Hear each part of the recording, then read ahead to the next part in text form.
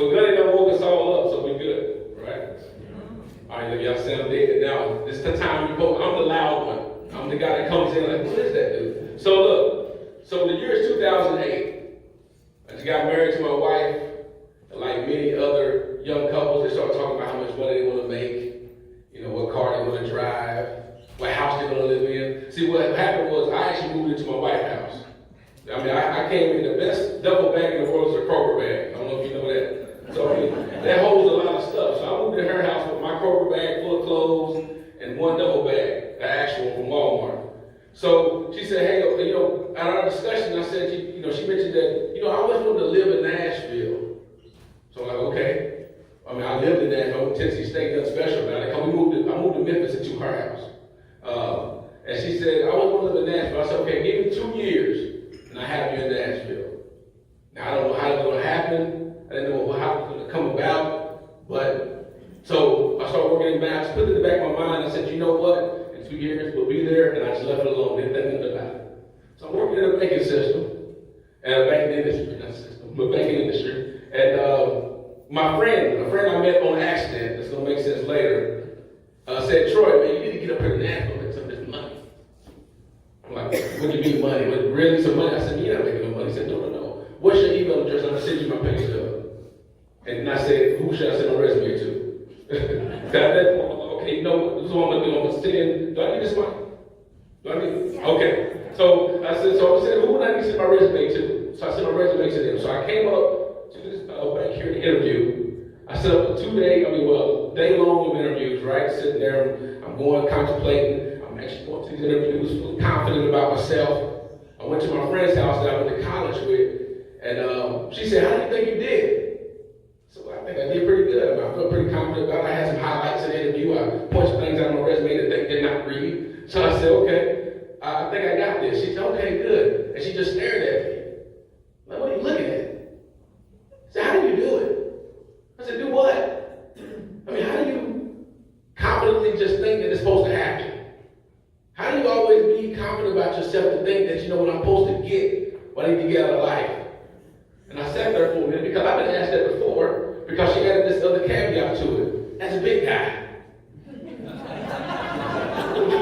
What do you think? We'll sit in the corners eating cakes all day, eating baby cakes and everything else? She said, well, as a big guy, how do you do that? I said, you know what? I just think if it's for me, it's for me. If I'm supposed to get there, I'll get it. It's just some way, even if it doesn't happen, my mindset has always been the best outcome. Right? I mean, I think a lot of us may think like that. Maybe not. I mean, you hear it at 7:30 in the morning, hopefully you feel pretty confident about yourself. But I sat there and thought, and so maybe you start thinking like, why do I think like that? Where did I get that from? I mean, what makes me think that I'm supposed to think the way I do? Being from the inner city, I don't know if you knew that. Being from the projects, now let me pause on that. You know, I'm talking about the old inner city, not this new gentrification inner city.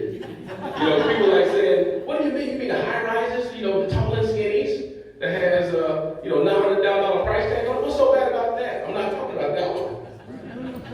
Or when they say, hey, you from the projects? What projects? What are you talking about? What buildings are you saying?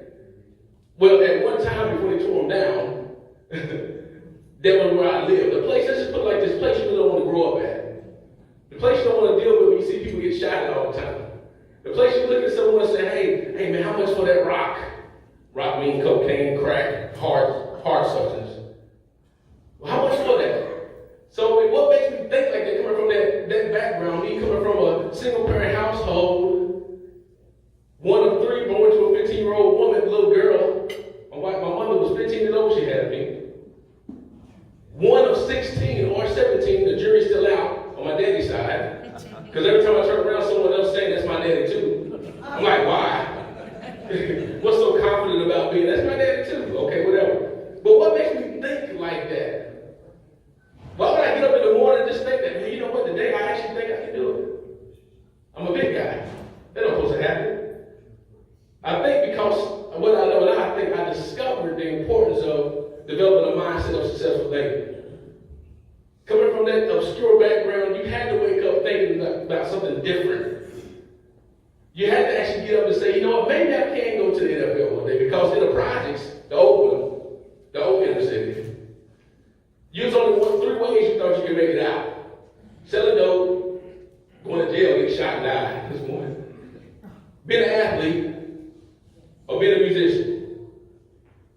three ways. Period. Nobody thought outside that realm. So I started to discover this a mindset thing. What separates the most wealthiest person in the world from the laziest person in the world? Can anyone help me out with that? What separates them? Choices. They're both human. They both bleed green. It's the decision that they make. It's all a thought process. So I actually believe, for some odd reason, that every person has the unalienable right to be successful in life if they just change the way that they think.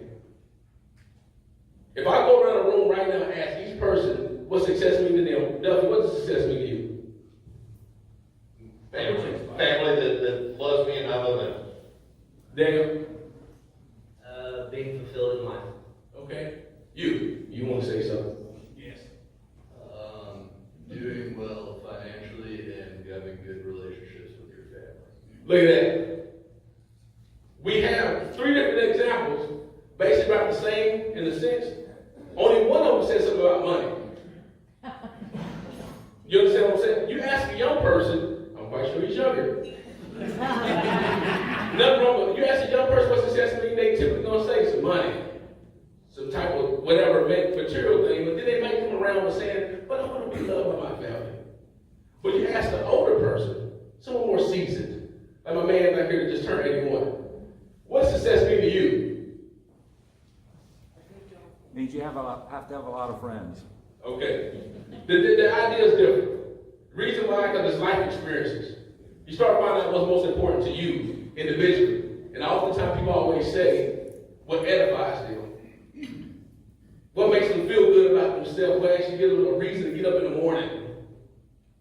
That's what makes things different. So I truly believe that every person has an unalienable right to be successful in their life if they just change the way that they think. Point blank. So in my book, this book is very thin. It's a very thin one. See this? You're going to learn 4 different principles of how you can actually develop a mindset of successful thinking. 4, very simple. Number 1 being the importance of appearance. What a person sees on the outside of you basically is probably going on the inside. Have you ever heard the saying, if you look good, you feel good, you end up doing good? Right? If you look good, you feel good, you end up probably doing good. So I was going to college at Tennessee State, and one time I actually didn't dress like this. I did. I had cut off shorts, cut off t-shirt, and house shoes. Every day. I remember my mother asked me, or told me, before I went to college, she said, Troy, that's going to change one day. I said, no, it's not. This is me. I mean, I was sagging and everything. I'm walking like, I barely keep my pants up, and I'm walking like a penguin. You know what I'm telling you?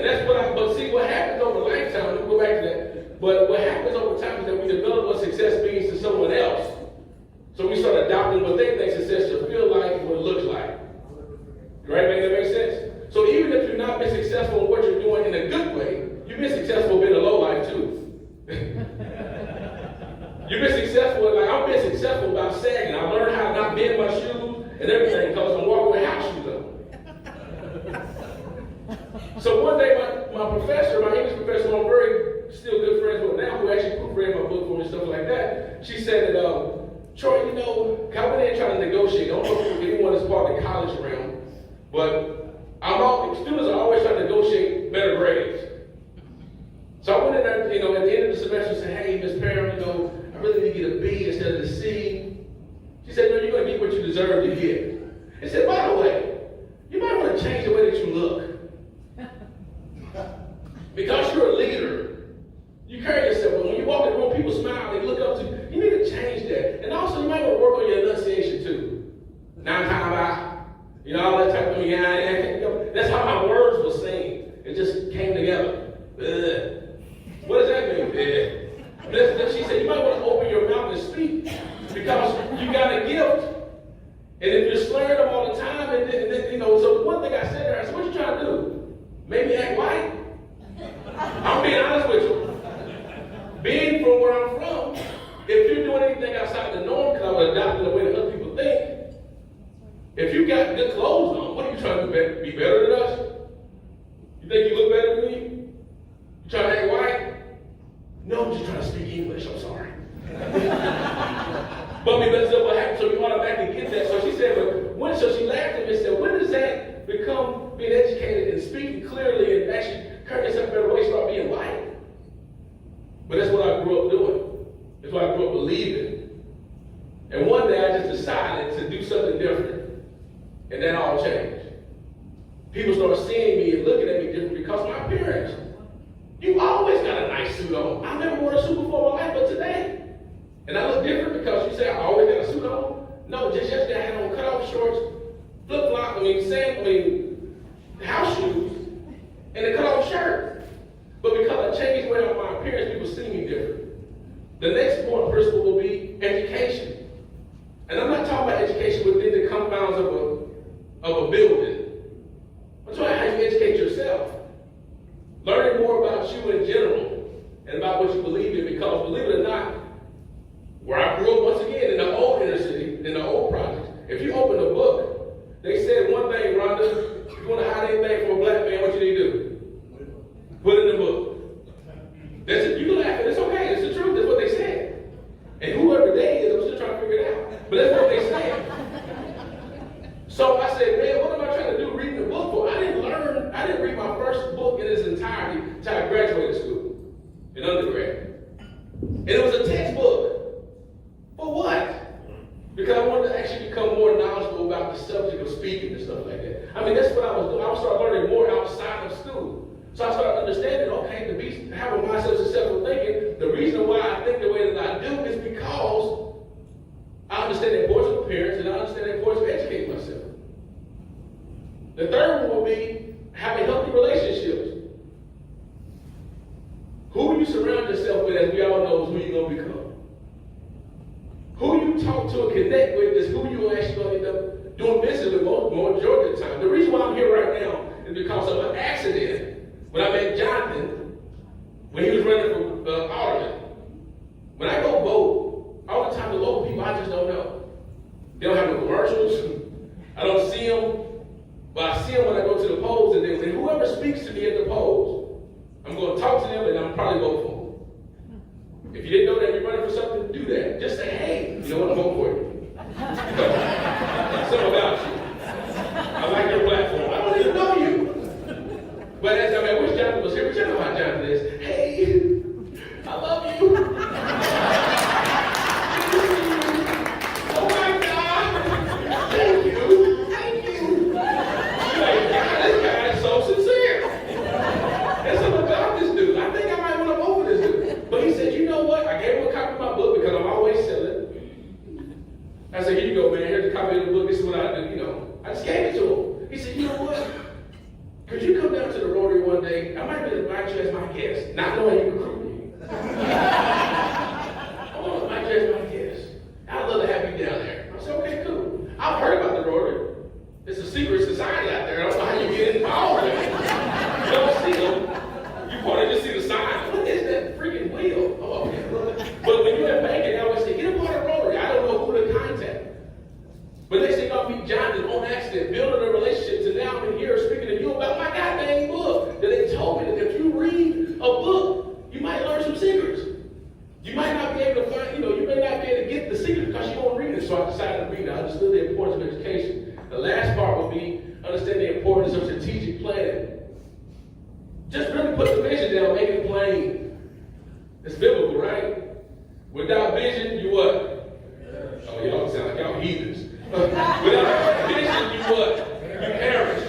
If you don't write it down truthfully, you're not going to see it. If you don't put it down on paper, you're not going to see it. I'm talking about old school way. Not typing in our phone because that's just our thumbs. There's something about the memory of your wrist. My wife said, hey, I want to be in Nashville. I said, okay, give me 2 years. Next thing you know, I put it down, I forgot it. My job, like Les Brown was saying, is not to try to figure it out. Is to actually just do what I need to do and just keep showing up. Jim Rohn mentioned about this. Jim Rohn passed away, but Jim Rohn mentioned that, become a student, not a follower. Come up to your own conclusion. But I learned that, if I start putting stuff down and actually start surrounding myself with the right people, then they say, when I got asked a question from my friend,